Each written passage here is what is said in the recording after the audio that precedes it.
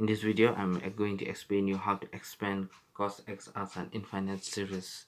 So we have here, so if we take fx equal to cos x, so f dash x will be nothing but differentiation of cos x is minus sin x.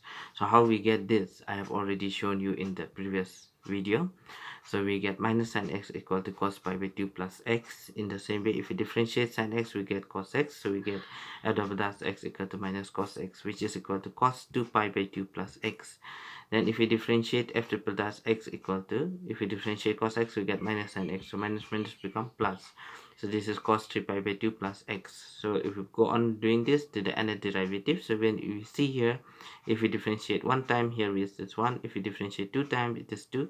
If we differentiate 3 times, it is 3. So if we differentiate n time, here will be nothing but n pi by 2 plus x. So we'll try to find fn 0. So we get cos n pi by 2. And the remainder in Lagrange form is given by xn by n factorial fn theta x. So xn by n factorial cos n pi by 2 plus theta x, where 0 is less than theta is less than 1. So we try to write the Maclaurin theorem for finite series. So this is the Maclaurin theorem for the finite series. So fx is cos x, then f of 0. So if we put here 0, cos 0 is 1. So we get here 1. F dash of 0, so if you put here 0, means this part will be 0, so this will not contribute anything. So we here f dash 0 will not contribute, so this part will be 0. Then f double dash 0 is minus cos x, so if you put here 0, we get minus 1. So we get here minus x squared by 2 factorial. And in the similar manner, if I put here 0, the x f triple dash 0 will be 0. So this part will be 0. So 0 into x cubed by 3 factorial will be 0. So this quantity will be 0. And if you differentiate, this one will be nothing but 1. So we get here x4 by 4 factorial plus so on, plus x to the power n factorial cos n pi by 2 plus theta x, where 0 is less than theta is less than 1.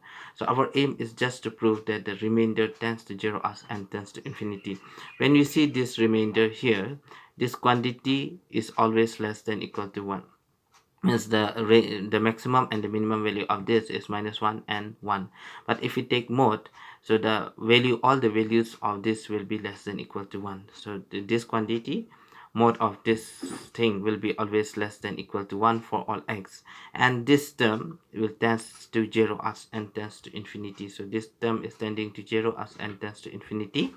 Now since this term is tending to 0 as n tends to infinity and this is bounded, so this whole thing will tends to 0 as n tends to infinity. So the remainder tends to 0 as n tends to infinity. Then we can apply the Maclaurin theorem for infinite series. So if we apply the Maclaurin theorem for infinite series, we get here cos x equal to 1 minus x squared by 2 factorial. Okay, 1 minus x squared by 2 factorial plus x4 by 4 factorial plus minus so on plus minus 1 to the power r. When you look here, they are even terms, so even number can always be written as a multiple of 2. So we are writing here 2r, and since they are same, here if it is 2, it is 2 here also. Here if it is 4, it is 4. So 2r, then here also will be 2r factorial plus x so on. So this infinite series of cos x will converge for all value of x. Thank you.